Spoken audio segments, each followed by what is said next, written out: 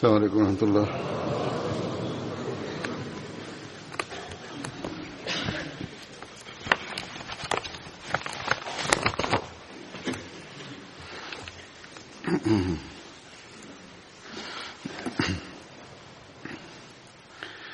أشهد أن لا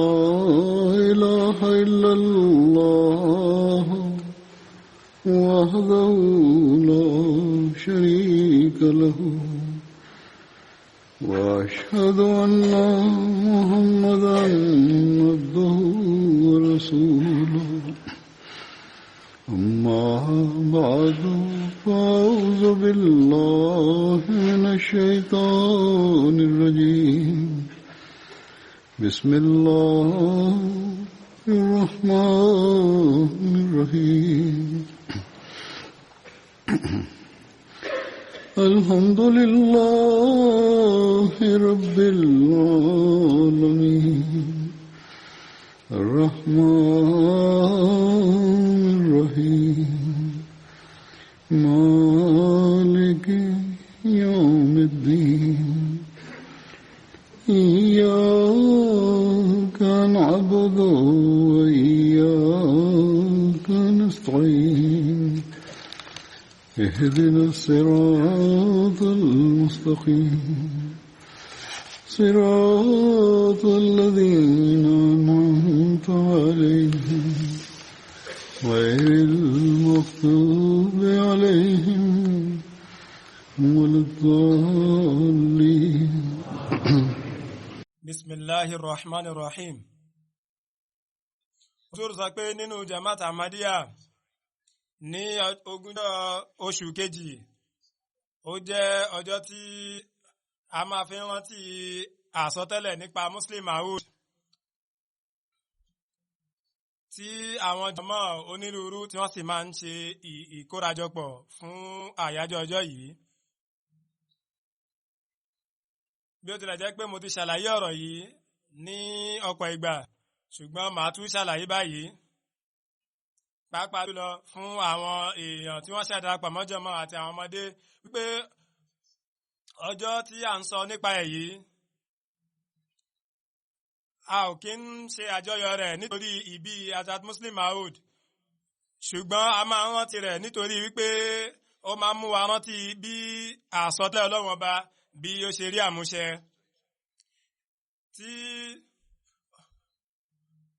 tí ó sì ń ṣe àdáyanrí ìjẹ́ òótọ́ Islam àti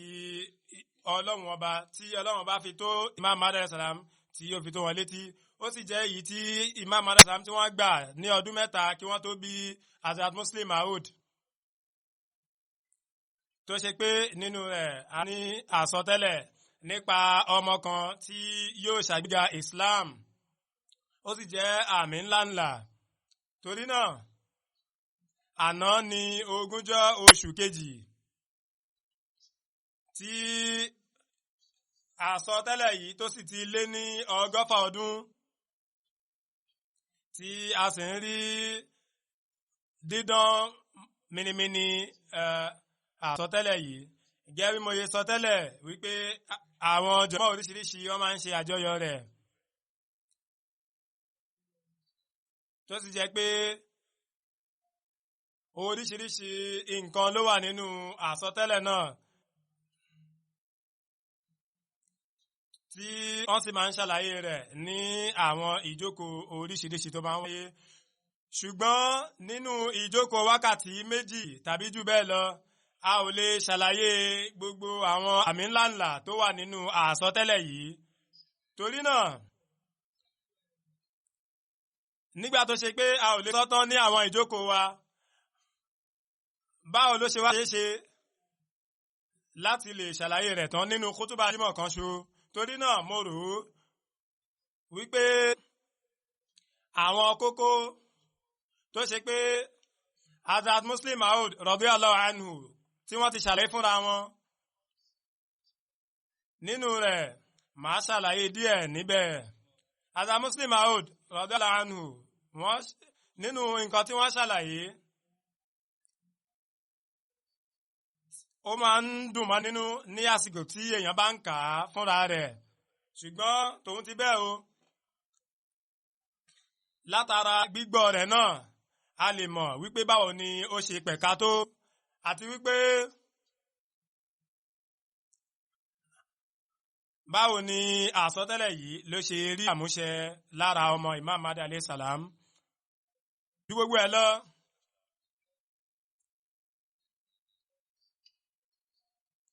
màá ṣàlàyé àsọtẹ́lẹ̀ náà ní ọ̀rọ̀ Imam Mahdi alayhi salam. Imam Mahdi alayhi salam nígbà tí wọ́n mẹ́nubà àsọtẹ́lẹ̀ yìí tí wọ́n ń sọ fún àwọn tí wọ́n fi ń tó àwọn ọ̀tá wọn létí lásìkò náà, wọ́n ṣàlàyé. Wọ́n ní àsọtẹ́lẹ̀ àkọ́kọ́ òun náà ni wípé ilhamillahi ta'ala wa ilhamihi azza wa jal, ọlọ́run ọba tó jẹ́ ọlọ́lá jùlọ tí ó ní ìkápá lórí ohun gbogbo, tí orúkọ rẹ̀ ga jùlọ, tí ọlá rẹ̀ ga jùlọ. Ó sọ fún mi nínú àsọtẹ́lẹ̀ rẹ̀ nínú ìṣípayá rẹ̀ wípé wọ́n fún ọ ní àmì àánú kan ní èyí tó jẹ́ pé ó wà ní ìbámu pẹ̀lú nǹkan tó béèrè lọ́wọ́ mi. Torí náà mo ti gbọ́ àdúrà àti ẹkún rẹ tí mo sì ti gbà á. Bákan náà ìrìn àjò rẹ tí ó jẹ́ ti Sharpur àti Ludhiana mo ti fi àlùbáríkà sí. Torí náà a ó fún ọ ní agbára, a ó sì fún ọ, a ó ṣàánú rẹ. Bákan náà a ó ṣe dáadáa pẹ̀lú rẹ tí ó sì ṣoríire. Bákan náà a ó fún ọ ní kọ́kọ́rọ́ oríire, ìrẹ olóríire, kí àlàáfíà kí ó máa bá ọ. Ọlọ́run bá ti sọ èyí kí àwọn tí wọ́n fẹ́ gbé ayé kí wọ́n lè wà nílé ayé, àwọn tó sì wà nínú sàárè kí wọ́n lè jáde, àti wípé kí ọlá Islam àti ọ̀rọ̀ Ọlọ́run ọba kí ó lè bá hàn níwájú àwọn èèyàn,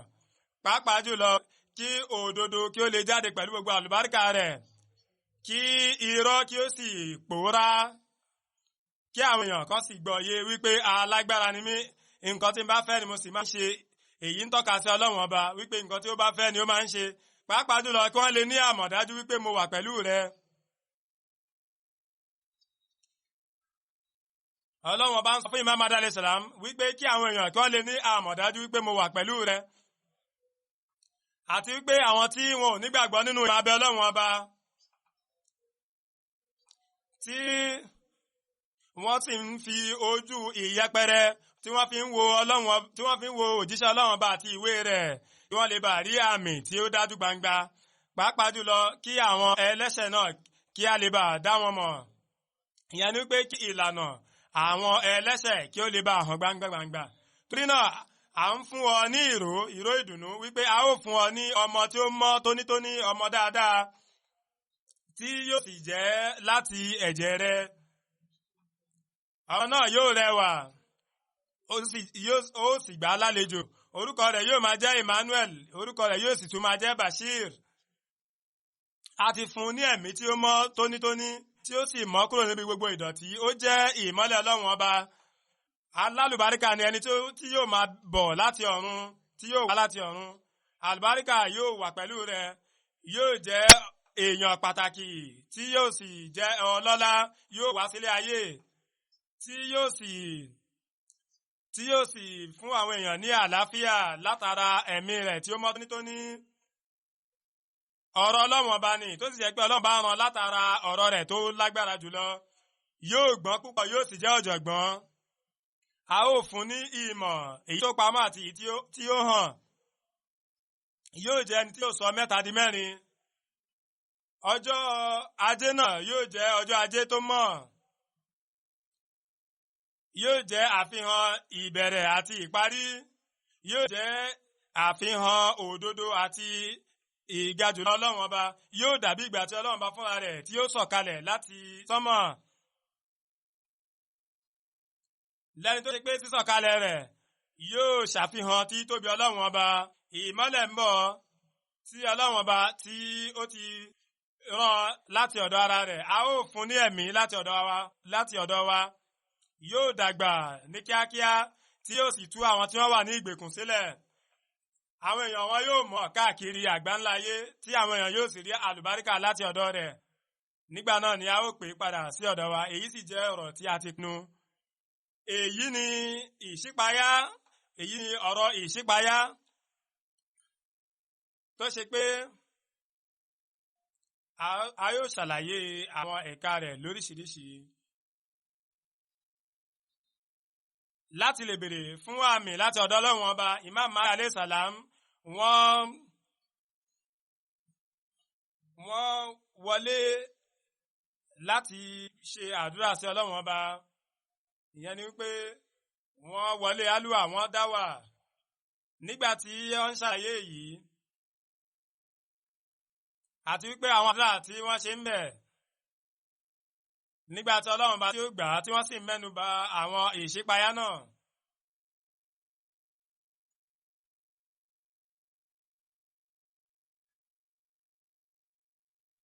Tó ṣe pé wọ́n sọ àsọtẹ́lẹ̀ ní ìbámu sí èyí. Hazrat Muslim radiyallahu anhu wọ́n ṣàlàyé nípa rẹ̀ wípé ní nǹkan bí ọdún 260 ọdún sẹ́yìn, nígbà tó ṣe pé ìgbà yìí ni àsìkò tí àsọkalẹ̀ náà fún Imam al-Islam ní ìlú Osharpur ní 20 oṣù kejì ọdún 1886. Ibẹ̀ ni Hazrat Muslim wọ́n dúró sí lọ́jọ́ náà tí wọ́n ní pé ààyè yìí ó jẹ́ ààyè tó ṣe pé ìlú kékeré kan ni lásìkò náà. Ìyẹn ni pé kódà kìí ṣe ilé kan tí àwọn èèyàn ń gbé pàápàá, nígbà tó ṣe pé ó wọ́n jẹ́ ilé kan nínú ilé olówó ọlọ́lá kan ni tí wọ́n máa ń kà mọ́ ilé onítọ̀hún. Ìyẹn ni wípé bí ààyè ìgbàlejò tó ṣe pé tàbí bí ìkẹ́rùsí, tàbí kódà tí ó bá nílò pàápàá wọ́n lè fi ẹran, wọ́n lè so ẹran mọ́bẹ̀. Wọ́n ní arákùnrin kan tí àwọn èèyàn wọ̀n ní Kọ̀díàn, kódà tó ṣe pé àwọn ará Kọ̀díàn pàápàá wọn ò mọ̀ dáadáa, wọn ò mọ̀ tó bẹ́ẹ̀ gẹ́. Nígbà tí wọ́n rí ìṣọ̀tá tí àwọn èèyàn tí wọ́n ń ṣe pẹ̀lú Ànábì sàlám, nígbà náà ni wọ́n wá sí ìlú yìí láti béèrè fún ìrànlọ́wọ́ Ọlọ́run ọba, tí wọ́n sì dáwà fún 40 ọjọ́. Wọ́n ṣe àdúrà sí Ọlọ́run ọba. Lẹ́yìn tí wọ́n ṣe àdúrà fún 40 ọjọ́, Ọlọ́run ọba fún wọn ní àmì. Àmì náà sì ni wípé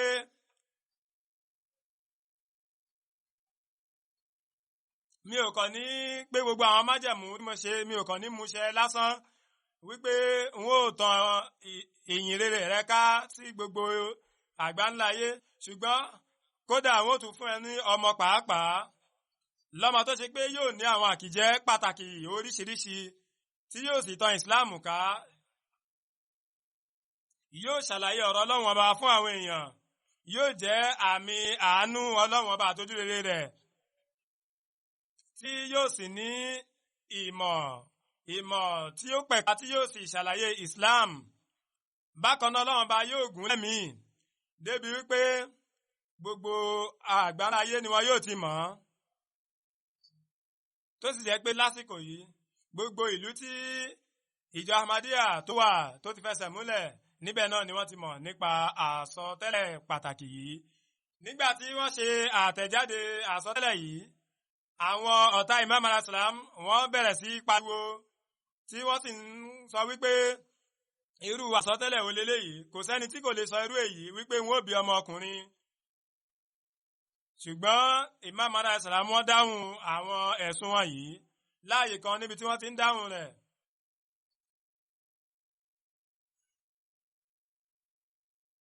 Hazrat Muslim Maud wọ́n ṣàlàyé, wọ́n ní nígbà tí wọ́n ṣe àtẹ̀jáde yìí, àwọn ọ̀tá wọ́n bẹ̀rẹ̀ sí ṣe ẹ̀sùn oríṣiríṣi. Torí náà ní ọjọ́ 23 oṣù kẹta ọdún 1886, Imam Mahdi alayhi salam wọ́n tún tẹ àtẹ̀jáde míì wípé bẹ́ẹ̀ ni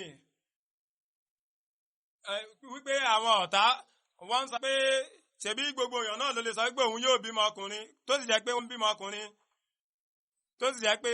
kódà èèyàn péréte ló jẹ́ pé tí wọ́n bá sọrú ọ̀rọ̀ báyìí wọn ò kí ń bí ọkùnrin, gbogbo ilé ni wọ́n ti ń bí ọkùnrin, kò sí nǹkan bàbàrà nínú èyí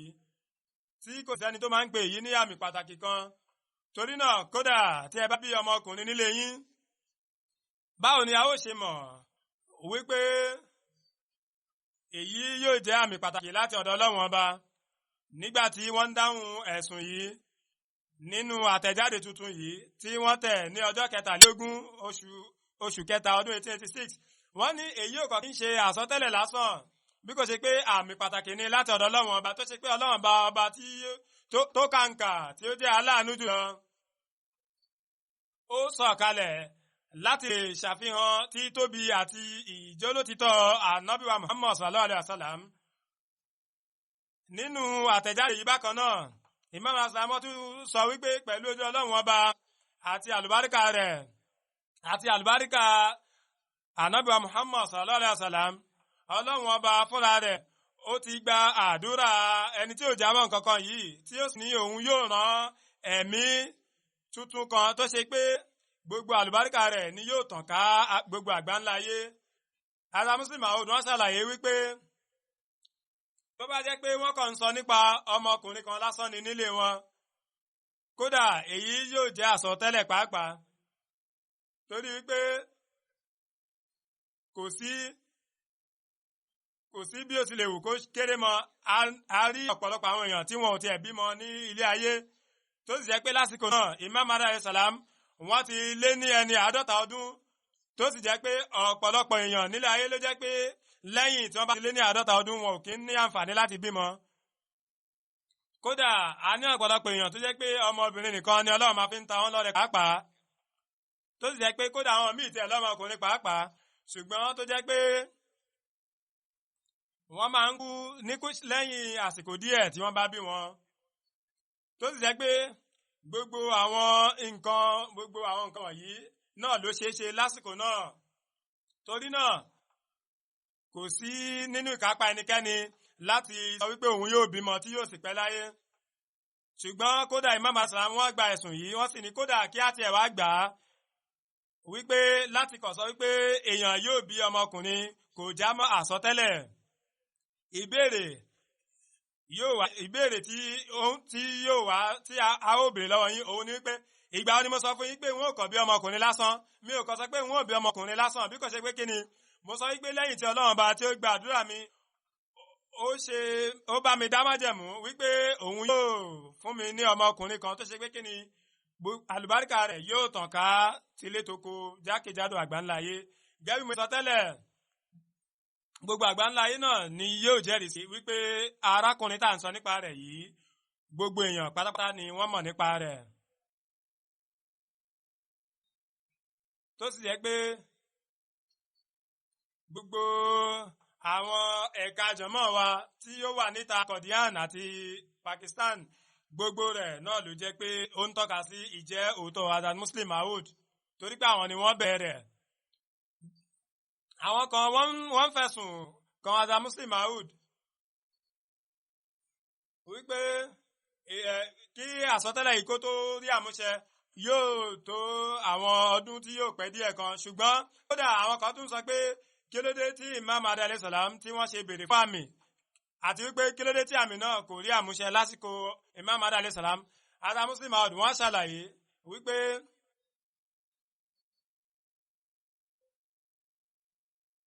wọ́n ní wípé látara àwọn ọmọ wọn náà ni yóò ti wá, tí wọ́n sì ní wọ́n ní kò sẹ́ni tó páyà Ọlọ́run bá nínú àwọn èèyàn wọ̀nyí, torí pé wọn ò wo ọ̀rọ̀ àsọtẹ́lẹ̀ náà tí wọn ò sì ronú jinlẹ̀ nípa rẹ̀. Wọ́n ní Imam Islam wọ́n kọ wípé lásìkò yìí wọ́n ń fẹ̀sùn kan Islam wípé kò sí àmì kankan nínú Islam mọ́. Torí náà tí a bá wo Pandit Lekram, ó ní tó bá jẹ́ pé òótọ́ ni ẹ̀sìn òótọ́ ni Islam ni wípé kí wọ́n fi àmì hàn nípa rẹ̀. Ẹlòmíràn tún sọ nípa rẹ̀ wípé tí Islam bá jẹ́ òótọ́ ni kí wọ́n fi àmì hàn nípa Islam. Imam alayhi salam wọ́n tẹ́ kọ̀rọ̀dọ̀ níwájú Ọlọ́run Ọba, wọ́n sì ṣàdúrà wípé Ọlọ́run Ọba má ṣe ṣàfihàn àmì tí yóò jẹ́ kí àwọn èèyàn yìí kí wọ́n rí òótọ́ Islam, tí yóò sì jẹ́ kí gbogbo àwọn ẹlẹ́sùn wọ̀nyí kí wọ́n mọ̀ nípa òtítọ́ Islam. Wọ́n ní àwọn ẹlẹ́sùn wọ́n ń sọ wípé nígbà tí Imam Mahdi alayhi salam tí wọ́n ṣe àdúrà sí Ọlọ́run Ọba ó fún wọn ní ìró wípé a ó fún wọn ní ọmọ lẹ́yìn ọ̀ọ́dúnrún ọdún tí yóò ṣàfihàn àmì Islam. Ǹjẹ́ a rí ẹnìkan tó lè gba ọ̀rọ̀ eléyìí bí ọ̀rọ̀ tó bá làákàyè mu bí? Èyí ò bá làákàyè mu, torí pé ó dàbí ìgbà tí òǹgbẹ bá ń gbẹ nìkan ni tí ó sì lọ sí ọ̀dọ̀ ẹnìkan wípé òǹgbẹ ń gbẹ mí, ó sì tó Ọlọ́run Ọba fún mi lómi, kí arákùnrin náà kó wá dáhùn wípé má ṣe bẹ̀rù, má ṣe páyà, mo ti kọ ìwé sí Amẹ́ríkà tó sì jẹ́ pé ní ìparí ọdún wọn yóò fi omi ránṣẹ́ sí ẹ tí ó sì lè mu ní ọdún tó ń bọ̀. Kódà wèrè pàápàá kò lè fúnni nírú ìdáhùn báyìí. Kódà aláìnílàákàyè kò lè sorú ọ̀rọ̀ báyìí mọ́ Ọlọ́run Ọba àti òjíṣẹ́ rẹ̀. Munshi Darmand àti Pondilekram àti àwọn Hindu ará Qadian wọ́n ń sọ wípé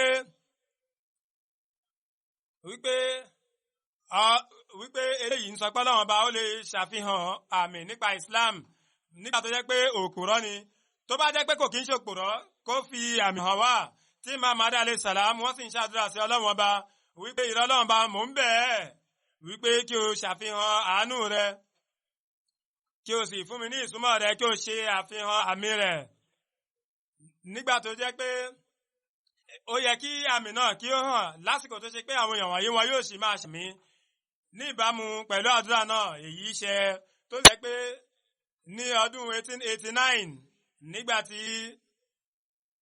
Ọlọ́run Ọba tí ó fi mí ta Imam alayhi salam tí ó fi mí ta wọ́n lọ́rẹ, tó sì jẹ́ pé lásìkò náà gbogbo àwọn èèyàn tí wọ́n béèrè fún àmì gbogbo wọn náà ni wọ́n sì wà láyé lásìkò náà, tó sì jẹ́ pé bí mo ṣe ń dàgbà bẹ́ẹ̀ náà ni àwọn àmì náà ni wọ́n ní àfihàn rẹ̀ ni ó hàn nílé ayé. Torí náà Ọlọ́run Ọba ó ṣe pàtàkì wípé kí ó ṣe àfihàn àmì náà lásìkò tí Imam Mahdi alayhi salam àti àwọn tí wọ́n béèrè fún àmì tí wọ́n ṣì wà láyé. Èyí náà tún jẹ́ ọ̀rọ̀ pàtàkì wípé kí a mọ̀ wípé kí tiẹ̀ ní àfojúsùn àsọtẹ́lẹ̀ yìí, àti wípé kí ló dé tó ṣe jẹ́ pé kí ló dé tí àwọn pàtàkì àsọtẹ́lẹ̀ náà kí ló dé tó ṣe gbọ́dọ̀ hàn lásìkò Imam Mahdi alayhi salam,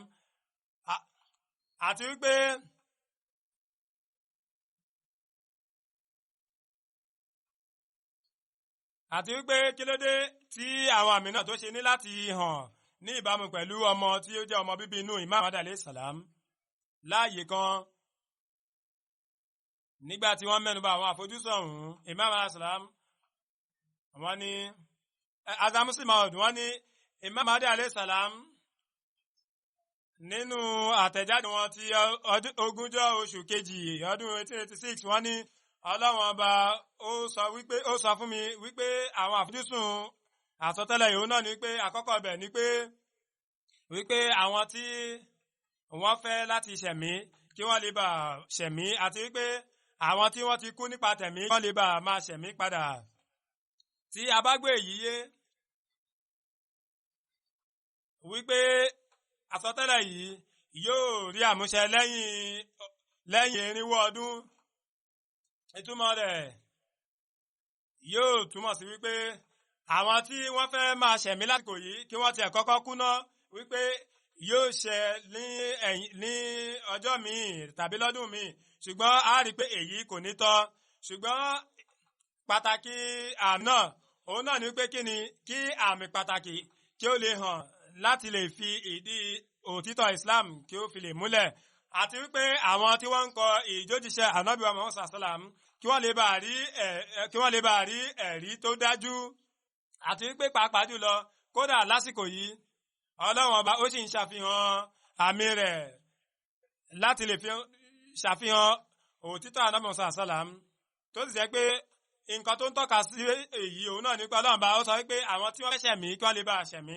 àti pé àwọn tí wọ́n wà nínú sàárè kí wọ́n lè bá jáde. Tí a bá gba ọ̀rọ̀ àwọn èèyàn yìí sí òtítọ́, ìyẹn àwọn tó ń sọ pé wípé lẹ́yìn ọdún tàbí 400 ọdún ni ní ìṣípayá yìí ni yóò rí àmúṣẹ. A rí pé ìtumọ̀ rẹ̀ òun náà yóò wá jẹ́ pé kí ni àwọn tí wọ́n fẹ́ ṣẹ̀mí lásìkò yìí ṣùgbọ́n tó ti pọ̀ kàkà ikú kí wọ́n kọ́kọ́ kú ná. Tó sì jẹ́ pé lẹ́yìn 100 ọdún mẹ́rin nígbà náà ni a ó tún wá fún wọn lẹ́mìí. Ǹjẹ́ a lè rí èyí gẹ́gẹ́ bí nǹkan tó bá làákàyè mu bí? Àfojúsùn ẹlẹ́ẹ̀kejì òun náà ni pé kí ni kí pàtàkì Islam àti títóbi rẹ̀ kí ó lè bá hàn àti kí pàtàkì ọ̀rọ̀ Ọlọ́run wa náà kí ó lè bá hàn lórí àwọn èèyàn tí ìtumọ̀ rẹ̀ ó sì lọ báyìí wípé títóbi Islam lásìkò yìí kò hàn sí àwọn èèyàn. Bákan náà àwọn èèyàn wọn ò gbàgbọ́ yé ipò ọ̀rọ̀ Ọlọ́run ọba. Ṣùgbọ́n nǹkan tí wọ́n ń sọ òun náà ni pé nígbà tó jẹ́ pé nǹkan tí Ọlọ́run bá ti àwọn ń sọ wípé nǹkan tí Ọlọ́run bá ń sọ òun náà ni pé nígbà tó jẹ́ pé àwọn èèyàn tí wọn yóò ti kú lẹ́yìn 100 ọdún bíi 3 sí 4 lẹ́yìn náà ni àmì Islam ni yóò ṣẹ̀ wá hàn. Nígbà tó jẹ́ pé àwọn èèyàn wọ̀nyí wọn yóò ti kú tí kò ní sí Munshin Darmond láyé mọ́, tí kò ní sí Lekram láyé mọ́, kódà àwọn ọmọ wọn kò ní sí láyé pàápàá, kódà àwọn ọmọ wọn ò ní sí láyé pàápàá. Wípé nígbà náà ni àwọn èèyàn ni wọn yóò rí títóbi Islam. Ẹ sọ fún wa, ǹjẹ́ ẹnikẹ́ni tó jẹ́ onílàákàyè ó lè gba ọ̀rọ̀ yìí sí ọ̀rọ̀ tó bá làákàyè mu bí? Ẹ̀kẹta ń bẹ òun náà ni pé wọ́n ní Imam Adé alayhi salam wọ́n ní ìdí tí àwọn ṣe àdúrà yìí òun náà ni pé kí òtítọ́ kí ó lè bá wá pẹ̀lú gbogbo àlùbáríkà rẹ̀ kí ó lè bá hàn, kí irọ́ kí ó sì pòórá pátápátá. Tó sì jẹ́ pé ìtumọ̀ rẹ̀ ni wípé lásìkò yìí òtítọ́ ó lẹ, tó sì jẹ́ pé irọ́ ló gbajúgbajà. Ṣùgbọ́n Ọlọ́run ọba ó fẹ́ wípé kí irúfẹ́ àmì bẹ́ẹ̀ kó hàn, tó ṣe pé yóò ṣàfihàn òdodo lórí àwọn ẹ̀tá Islam tí yóò sì jẹ́ kí wọ́n gbà wípé Islam òun náà ni ẹ̀sìn òtítọ́, tó sì jẹ́ pé gbogbo àwọn ẹ̀sìn tó kù irọ́ ni wọ́n já mọ́. Àfojúsùn kẹrin òun ni pé kí àwọn èèyàn kí wọ́n lè bá gbọ́ yé pé Ọlọ́run ọba alágbára ni, ohun tí ó bá fẹ́ ló sì máa ń ṣe. Èyí jẹ́ ọ̀rọ̀ tí a ní láti ronú nípa rẹ̀ wípé báwo ni àwọn èèyàn ṣe rí Ọlọ́run bá gẹ́gẹ́ bí ẹni tó lágbára. Tí a bá sọ wípé lẹ́yìn 100 ọdún bíi 3 sí 4 ni àmì yóò hàn, tí àmì náà yóò wá mú àwọn èèyàn gbà wípé Ọlọ́run ọba Islam wípé ọba alágbára ni. A rí pé irú àsọtẹ́lẹ̀ báyìí wípé pàtàkì wo ló lè ṣe fún Lekram àti àwọn tó kù tí wọ́n fẹ̀sùn kan Islam, tí wọ́n sì ń sọ pé gbogbo àwọn àmì Ànábì sàlám kò jámọ́ kankan. Wọ́n ní ẹ̀sìn tí ó ti kú ní Islam. Irú àmì wo ni èyí ló lè fi hàn irúfẹ́ àwọn èèyàn báyìí? Irúfẹ́ àmì tó ṣe pé lẹ́yìn 100 ọdún 4 sí 3 ni àwọn èèyàn ni wọn yóò ṣẹ̀ rí Ọlọ́run ọba mọ̀ gẹ́gẹ́ bí alágbára. Báwo ni àwọn èèyàn ṣe lè rí Ọlọ́run ọba gẹ́gẹ́ bí alágbára lẹ́yìn 100 ọdún 3 sí 4? Láwọn tó jẹ́ pé wọ́n yóò sọ pé a lè gba ọ̀rọ̀ tí ò ń sọ lórí ahọ́n, torí pé kí ni kò sẹ́ni tí ò lè sọ pé ọ̀rọ̀ yóò hàn lẹ́yìn 100 ọdún 3 sí 4, bí kò ṣe pé pàtàkì bẹ̀ ni pé kí àmì kí ó hàn níwájú àwọn èèyàn lásìkò tí wọ́n wà láyé. Àfojúsùn karùn-ún òun ni pé kí wọ́n lè bá ní àmọ̀dájú wípé Ọlọ́run bá ń bẹ pẹ̀lú Imam Adé alayhi salam. Ṣùgbọ́n tó bá jẹ́ pé lẹ́yìn 100 ọdún 3 sí 4 ni àsọtẹ́lẹ̀ yìí ni yóò rí àmúṣẹ, báwo ni àwọn èèyàn ni wọ́n ṣe lè ní àmọ̀dájú wípé Ọlọ́run bá ń bẹ pẹ̀lú Imam Adé alayhi salam? Àfojúsùn kẹfà òun ni wípé kí àwọn tó ṣe pé wọn ò nígbàgbọ́ nínú ìmọ̀ abẹ Ọlọ́run ọba, tó sì jẹ́ pé wọ́n ń fojú kéré Ọlọ́run ọba tí wọn ò sì gba Ọlọ́run ọba gbọ́, bákan náà tí wọ́n ń pe Ànábì sàlám àti ìwé Ọlọ́run ọba ní irọ́, kí wọ́n lè bá rí àmì. Tó sì jẹ́ pé ìtumọ̀ rẹ̀ òun náà ní pé kíni àwọn tó ṣe pé lásìkò tí Imam Aslam tí wọ́n wà láyé tí wọ́n sì gba Islam, tí wọ́n pe Islam ní irọ́, wípé àwọn ń sọ àsọtẹ́lẹ̀ yìí níwájú wọn kí wọ́n lè bá rí òtítọ́ nípa Islam. Ṣùgbọ́n tó yẹ pé kíni wọn yóò rí àmì náà lẹ́yìn 100 ọdún 3 sí 4, nígbà tó yẹ pé kódà àwọn fúnra wọn yóò ti kú, àwọn ọmọ wọn yóò ti kú, àwọn ọmọ pàápàá wọn yóò ti kú. Ìkeje ẹ̀wẹ̀ níbẹ̀ òun náà ni wípé àsọtẹ́lẹ̀ yìí ó wà wípé kí a lè bá mọ ìlànà àwọn ẹlẹ́ṣẹ̀ àti àwọn òpòrọ́. Ṣùgbọ́n báwo làwọn tí àwọn èèyàn ni wọ́n ṣe lè mọ̀ lẹ́yìn 100 ọdún bíi 3 sí 4 wípé òpòrọ́ làwọn kan? Torí náà a rí pé àsọtẹ́lẹ̀ yìí ó ṣe pàtàkì wípé ó ní láti jẹ́ ọmọ Imam Mahdi alayhi salam bí ó sì ṣe hàn gbangba nínú àsọtẹ́lẹ̀ náà wípé èyí yóò rí àmúṣẹ nínú ọmọ Imam alayhi salam tí ó sì rí bẹ́ẹ̀ tó sì jẹ́ pé fún ọdún 250 lásìkò khilafat Hazrat Muslim Maud ló jẹ́ pé àmì yìí ó ń hàn gbangbangba sí àwọn èèyàn tó sì jẹ́ pé ìmọ̀ wọn tí ó dájú kódà gbogbo àwọn èèyàn ni wọ́n mọ̀ nípa rẹ̀ tó sì jẹ́ pé àfihàn eléyìí ó wà nínú àwọn ìwé jama. Torí náà Khalifatu Mahdi ẹlẹ́ẹ̀kejì nígbà tí wọ́n ń ṣe ìpolongo yìí àti ìkéde yìí wípé èmi ni Muslim Maud torí pé àwọn èèyàn wọ́n kọ́kọ́ ń fẹ̀sùn kàn wọ́n wípé wọn ò kéde ara wọn gẹ́gẹ́ bí Muslim Maud ní ọdún 1944 wọ́n kéde ara wọn tí wọ́n sì ń ṣe ìpolongo náà wọ́n ní mo fi Ọlọ́run bá búra wípé èmi náà ni mo ń ṣe àfihàn àsọtẹ́lẹ̀ Muslim Maud tó sì jẹ́ pé nítorí mi ni Ọlọ́run ṣe àsọtẹ́lẹ̀ náà ló ṣe sọ kalẹ̀ tí Imam al-Islam tí wọ́n sọ lásìkò náà. Ṣùgbọ́n ẹni tó bá ń sọ wípé òpòrọ́ ni mí kí ó wá kí ó sì jẹ́ kí a jọ ṣe àdúrà nípa rẹ̀ láti lè mọ olótìtọ́ nínú wa. Kí a sì sọ èyí lórúkọ Ọlọ́run ọba lẹ́yìn náà Ọlọ́run ọba fúnra rẹ̀ yóò ṣàfihàn àmì láti ọ̀run wípé ta ni òpòrọ́. Ṣùgbọ́n kò sẹ́ni tó wá síwájú lásìkò náà kódà àwọn tí wọ́n ti fi ìjọ sílẹ̀ lásìkò náà pàápàá kò sí tó gba ìpèníjà yìí lásìkò náà. Gẹ́gẹ́ bí ẹlòmíì tún ṣe sọ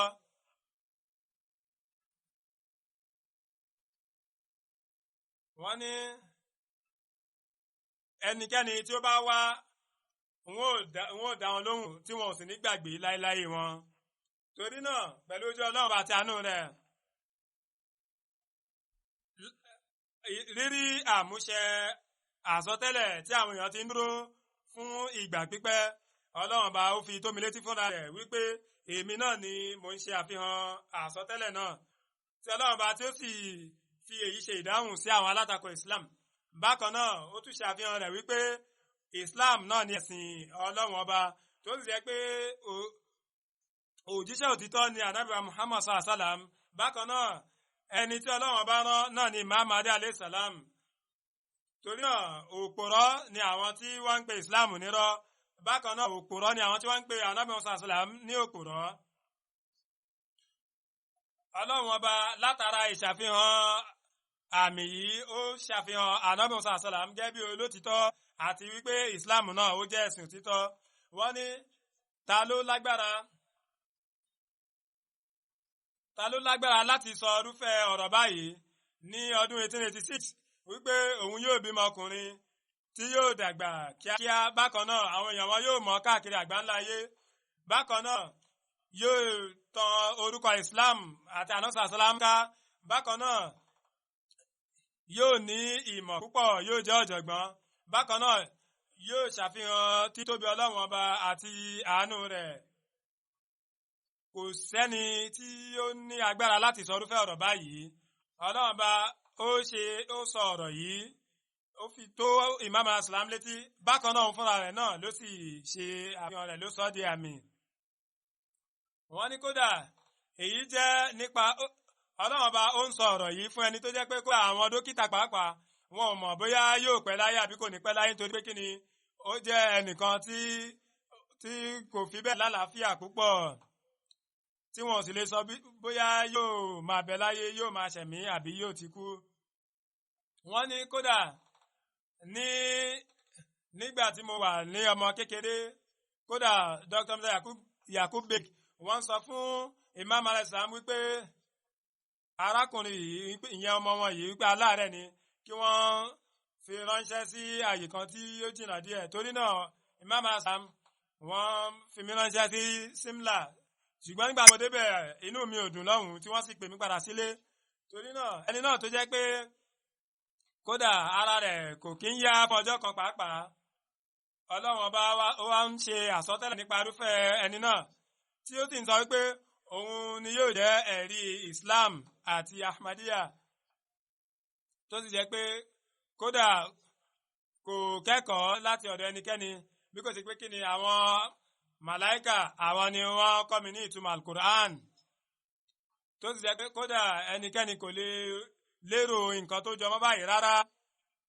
ó sì kọ́ mi fúnra rẹ̀ tí gbogbo àwọn èyí ò sì kí ń ṣe ìròrí lásán bí kò ṣe pé kí ni àmọ̀dájú ni tí mo sì ń pe gbogbo ilé ayé pátápátá níjà wípé tí irúfẹ́ ni bẹ́ẹ̀ bá wà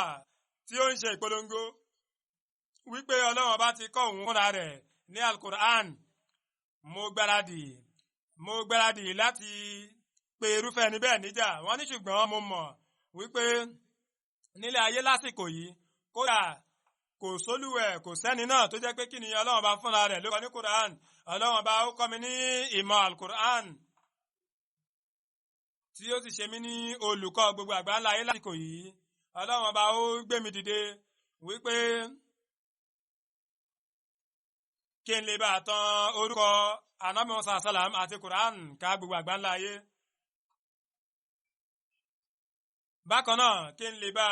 jẹ́ kí àwọn ẹ̀sìn tó kù yàtọ̀ sí Islam kí wọ́n fìdí rẹmi bákan náà kí n lè bá kó gbogbo àwọn èèyàn jọ wípé kódà àwọn èèyàn Europe àwọn èèyàn Amẹ́ríkà kí n lè bá kó gbogbo wọn jọ gbogbo àwọn olówó ọlọ́lá àgbáńlá ayé kí n lè bá kó gbogbo wọn jọ torí náà ni Ọlọ́run bá ṣe gbé mi dìde mo sì ń fi Ọlọ́run bá búra wípé kódà kí gbogbo àwọn alágbára wọ̀nyí àwọn èèyàn Amẹ́ríkà àwọn èèyàn Europe àwọn olówó ọlọ́lá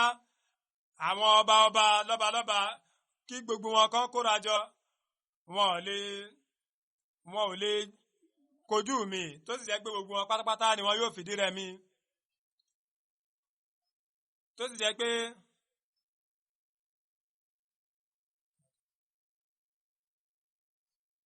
láti lè ṣe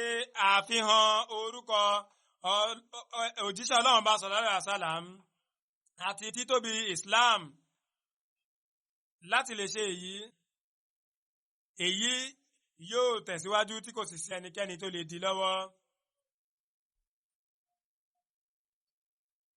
títí dìgbà tí àwọn èèyàn tí wọn bá ti gba Ànábì sallallahu alaihi wasallam gẹ́gẹ́ bí olótìtọ́ kò sẹ́ni tí ó lè dí iṣẹ́ yìí lọ́wọ́ èyí kìí ṣe ìpolongo kékeré gẹ́gẹ́ bí mo yẹ sọ tẹ́lẹ̀ gbogbo ọdún 52 tí wọ́n fi jẹ́ khalifa ó ṣàfihàn èyí wọ́n tún tẹ̀síwájú wọ́n ní mi ò fẹ́ àpọ́nlé kan fúnra mi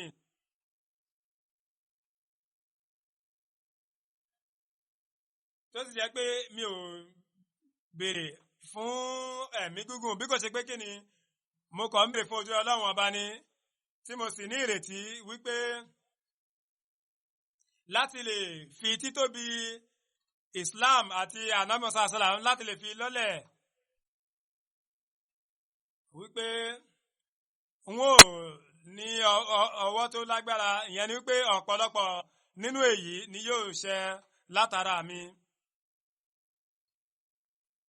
wọ́n sì sọ èyí wọ́n ní insha Allah wọ́n ní mò ń fi òtítọ́ yìí òdodo yìí mò ń gbé kalẹ̀ níwájú gbogbo èèyàn wípé ohun Ọlọ́run ọba sì lè yí tó sì jẹ́ pé èyí ni nǹkan tí ohun Ọlọ́run ọba wípé òtítọ́ yìí yóò sì fẹsẹ̀ múlẹ̀ tí ẹnikẹ́ni kò lè fi pamọ́ wípé Islam náà ni yóò gbilẹ̀ lórí ilẹ̀ wípé Kristẹni yóò fìdí rẹmi wípé kò sì sí ẹni náà tí ó lè gba Kristẹni kalẹ̀ lọ́wọ́ àtakò mi lọ́wọ́ ìkọlù mi. Wọ́n ní kódà yóò fìdí rẹmi pátápátá ni tí yóò dàbí wípé igi tí mo fi lọ́lẹ̀ yóò pẹ̀ka tí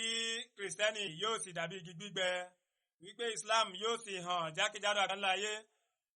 Wọ́n ní lásìkò yìí tí mo ń fún yín nírò yìí wípé àsọtẹ́lẹ̀ tí Ọlọ́run ọba tó fún Imam alayhi salam wípé èyí ti rí àmúṣẹ lásìkò náà mo ń ṣàlàyé àwọn ojúṣe yín náà fún yín tí èyí sì bá wa táwà lásìkò yìí náà mu ìyẹn ni wípé gbogbo ẹ̀yin tẹ́ gbà wípé èmi ni Muslim out wípé ojúṣe àkọ́kọ́ òun náà ni pé kí ni kí ẹ mú ìyípadà ọ̀tun bá ara yín.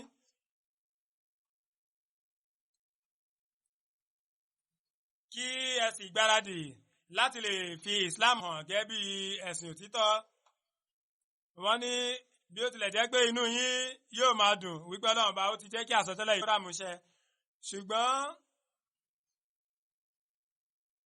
ṣùgbọ́n kò yẹ kí inú yín dùn torí pé ṣùgbọ́n ó yẹ kí inú yín dùn torí pé Imam Mahdi Islam wọ́n ti sọ fún wa wípé ó yẹ kí inú yín dùn wípé ẹ dunnú ẹ máa yọ̀. Wọ́n ní ìmọ́lẹ̀ yóò sì gbilẹ̀ lẹ́yìn àsìkò náà. Àtàmùsùlùmí wọ́n ní mi ò sọ wípé kí ẹ má dunnú láì ní iyèméjì, ẹ dunnú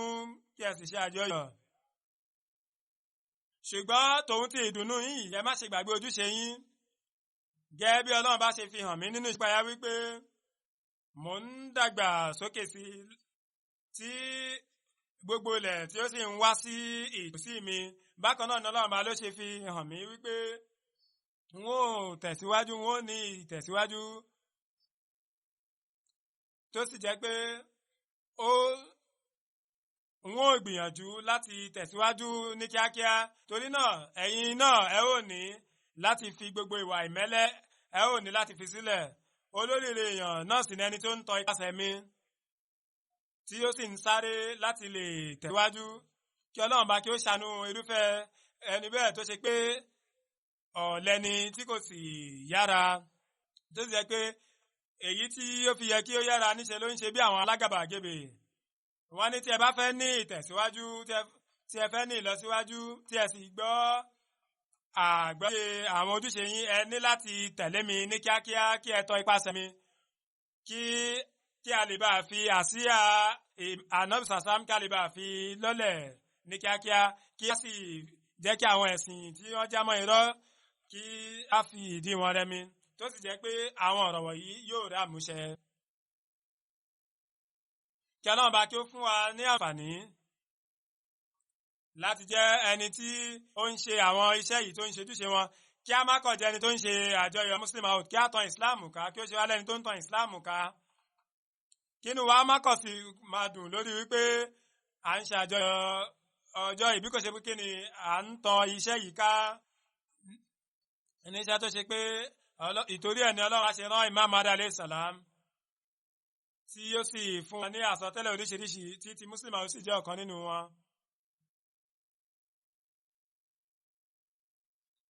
Nípa iṣẹ́ wọn, wọ́n tún nífẹ̀ẹ́ láti mẹ́nuba ọ̀rọ̀ kan pàtàkì wípé ó wà nínú àsọtẹ́lẹ̀ wípé a ó fún ní ìmọ̀ èyí tó hàn àti èyí tí ó pamọ́, tó sì jẹ́ pé nínú iṣẹ́ wọn màá ṣàlàyé ìkànnù iṣẹ́ wọn tó ṣe pé ó ṣàfihàn èyí. Nínú àwọn ìwàásù wọn àti ìwé wọn, a mọ̀ gẹ́gẹ́ bí àkópọ̀ rẹ̀, a mọ̀ gẹ́gẹ́ bí Anwar Ulum tí ó sì wà ní èdè Urdu. Àwọn tí wọ́n mọ èdè Urdu kí wọ́n kà á, bí ó tilẹ̀ jẹ́ pé a ti tú díẹ̀ nínú rẹ̀ sí òyìnbó. Nínú rẹ̀ ìdí rẹ̀ ó jẹ́ 26 tó sì jẹ́ àkójọpọ̀ àwọn ìwàásù wọn. Bákan náà kútúbà wọn ó jẹ́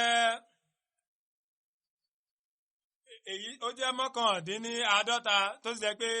a ti ṣàkójọpọ̀ gbogbo rẹ̀. A tún ní tafsiri sagir, a ní tafsiri kabir tó jẹ́ ìdí 10 tó sì jẹ́ ó jẹ́ àlàyé nípa àwọn súrà 19 tí ó sì jẹ́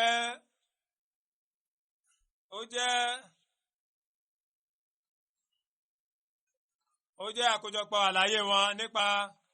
Al-Qur'an. Bákan náà a ti ṣàkójọpọ̀ àwọn dárùsí wọn, àwọn ìbánisọ̀rọ̀ wọn tó ṣe pé wọn ò ṣàkọsílẹ̀ rẹ̀. Àwọn tí wọ́n ń ṣe ìwádìí wọ́n ti kó wọn jọpọ̀ tí ó sì lé ní 3,000 ojú ìwé. Bákan náà iṣẹ́ sì ń lọ lórí àwọn ìwé àti oríṣiríṣi ìbánisọ̀rọ̀ wọn. Khalifatu Masih ẹlẹ́ẹ̀kẹta lásìkò wọn, wọ́n ṣàlàyé nínú khutbah wọn kan tí Masih kà báyìí. Wọ́n sọ wípé ọlọ́run ọba sọ wọ́n ń sọ nípa Muslim Maud wípé a ó fún Muslim Maud ní ìmọ̀ tí nípa nǹkan tí ó hàn àti ìtópamọ́ tó sì jẹ́ pé mo ti ṣàkójọpọ̀ ọ̀pọ̀lọpọ̀ ọ̀rọ̀ wọn tí wọ́n sì ṣàlàyé rẹ̀ lásìkò yìí. wọ́n ní Tafsir Kabir jẹ́ ọ̀kan nínú iṣẹ́ wọn tó jẹ́ pé kódà ó ń yani lẹ́nu débi pé ẹni tó bá ka díẹ̀ nínú rẹ̀ yóò gba ọ̀rọ̀ yìí wípé tí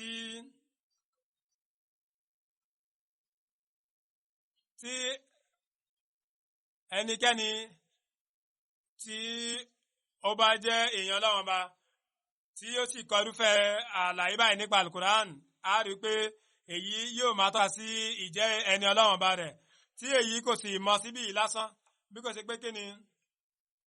kódà àlàyé tí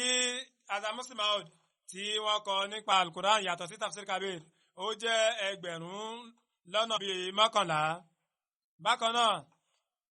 wọ́n kọ nípa ẹ̀kọ́ Islam àti ọ̀rọ̀ nípa tẹ̀mí nípa ìtàn wọ́n kọ oríṣiríṣi wọ́n kọ ìwé 4 nípa ìtàn nípa Áfíríkà wọ́n kọ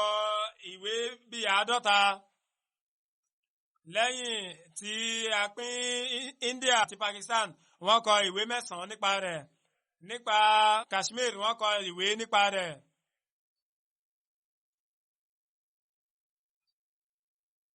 Tí a bá kó àwọn ìwé wọ̀nyí pọ̀ tí a bá kó wọn pọ̀ ó jẹ́ ìwé tí ó ń lọ bí 200.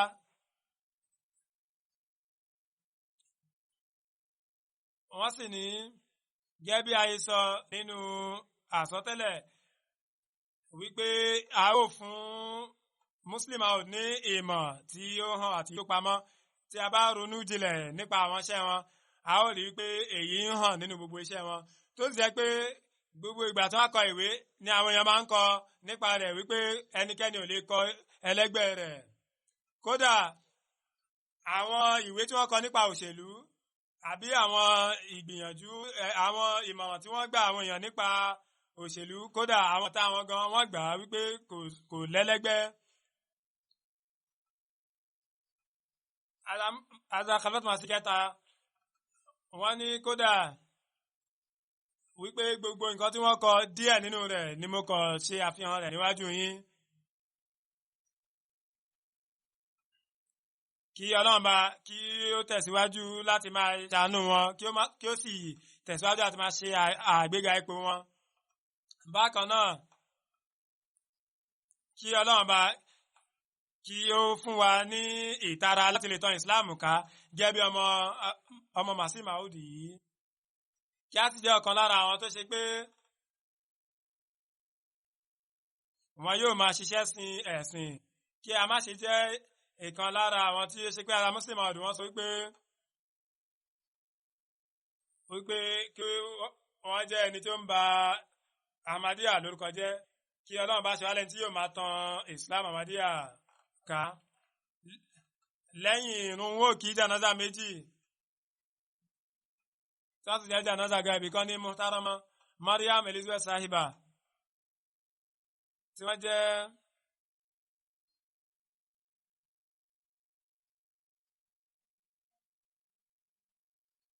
wọ́n jẹ́ ìyàwó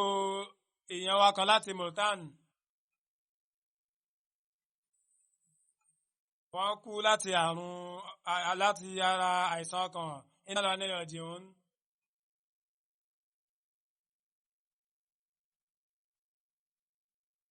Ọmọ wọn náà ó wà ní ilé ìwòsàn. Wọ́n jẹ́ ará Germany wọ́n sì ń gbé Hamburg. A bí wọn ní ọdún 1934. Wọ́n ṣe bayat wọ́n gba bayat ní ọdún 1952 tí wọ́n sì ṣe ìgbéyàwó pẹ̀lú Malik Sahib. Lẹ́yìn náà wọ́n lọ sí Pakistan.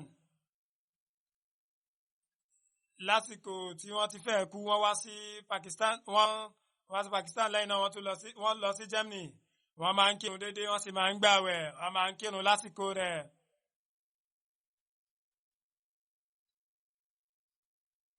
bákan náà kódà wọ́n máa ń ṣọ́ àsìkò ìrun débi pé wọ́n máa ń wo ìgbà wo ni òòrùn wọ̀ ìgbà wo ni òòrùn yọ wọ́n máa ń ka Quran púpọ̀ wọ́n máa ń gbààwẹ̀ púpọ̀.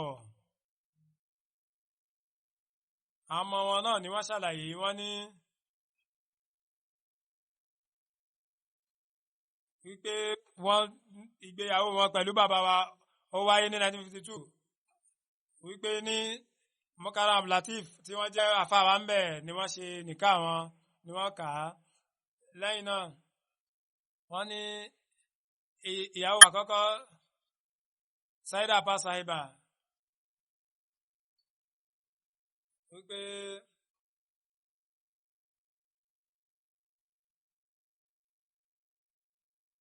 Saida Begum Sahiba wípé wọ́n máa ń pọ́n wọn lé púpọ̀ wọ́n ní olóògbé máa ń pọ́n wọn lé púpọ̀. nígbà tí wọ́n wá sí Pakistan wọ́n bẹ̀rẹ̀ sí kọ́ Quran wọ́n sì ń kírun. ìwé márasàm tó kọ́kọ́ òun náà òun ni ìmọ̀ ìjìnlẹ̀ nípa Islam. bí ó tilẹ̀ jẹ́ pé wọ́n ní láti kọ́kọ́ kọ́ Urdu nígbà tí wọ́n ní ọmọkùnrin àtọmọbìnrin kan nígbà tí wọ́n fẹ́ ṣe ìgbéyàwó ìyàwó Malik Sahib wọ́n ní ìyàwó àwọn ni kí wọ́n ṣe ìpinnu yìí wọ́n ní Tariq Ali ní ọmọkùnrin wọn Tahira sí ọmọbìnrin wọn kí Ọlọ́run bá kí ó foríjì olóògbé kí ó sì ṣàánú wọn. wọ́n ní janaza lẹ́ẹ̀kejì òun náà ti Aziz Jarid Ahmad Sahib tí wọ́n kú ní ẹni ọdún 12 inna lillahi wa inna ilaihi raji'un. wọ́n ní wọ́n jẹ́ ọmọ Tariq Anuri wọ́n sì ní Aziz Amjad wípé bàbá ìyá wọ́n jẹ́ ọmọ Khalifatu Masih ẹlẹ́ẹ̀kejì. wọ́n ní ọ̀pọ̀lọpọ̀ èèyàn ni wọ́n kọ nípa olóògbé wípé ó jẹ́ ọmọ kékeré ṣùgbọ́n ó ní àwọn ìwà tó dáa púpọ̀ ó sì nífẹ̀ẹ́ Khalifa púpọ̀. kódà Uzuru ni ó máa ń kọ lẹ́tà ránṣẹ́ sáwọn ní gbogbo ìgbà yálà ó fẹ́ ṣe ìdánwò ni àbí àwọn nǹkan míì.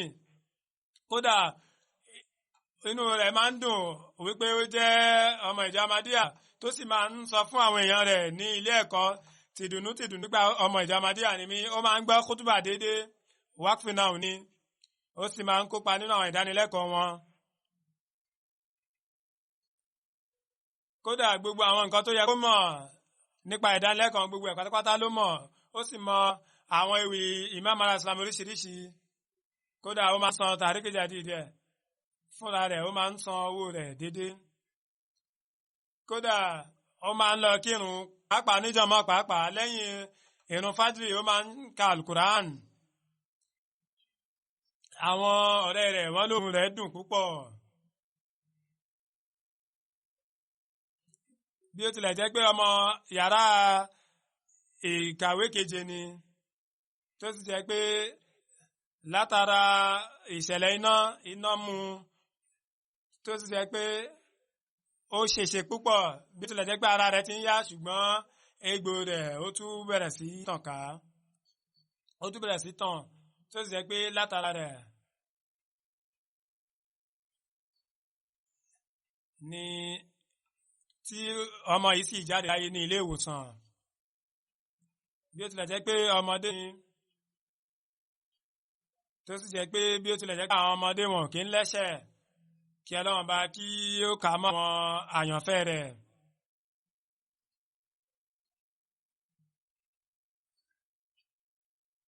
bí ó tilẹ̀ jẹ́ pé ìyá rẹ̀ nìkan ló ń gbọ́ bùkátà rẹ̀ tó sì jẹ́ pé bàbá rẹ̀ kò béèrè nípa rẹ̀ rárá kò bìkítà nípa rẹ̀ kí Ọlọ́run bá kí ó fún àwọn màmá rẹ̀ àti àwọn bàbá màmá rẹ̀ kí ó fún wọn ní sùúrù láti lè farada ìṣẹ̀lẹ̀ yìí. Tahira Begum tó jẹ́ ìyá rẹ̀ tó sì jẹ́ pé ọmọ wọn náà Mariam Sahiba àwọn náà wọ́n ṣèṣe látara ìṣẹ̀lẹ̀ yìí tán sì wà ní ilé ìwòsàn kí Ọlọ́run bá kí ó fún wọn ní àlàáfíà kí ó sì dùn wọ́n nínú. ẹnìkan kọ wípé lásìkò tí Jáì tó ń ṣàárẹ̀ tó wà nílé ìwòsàn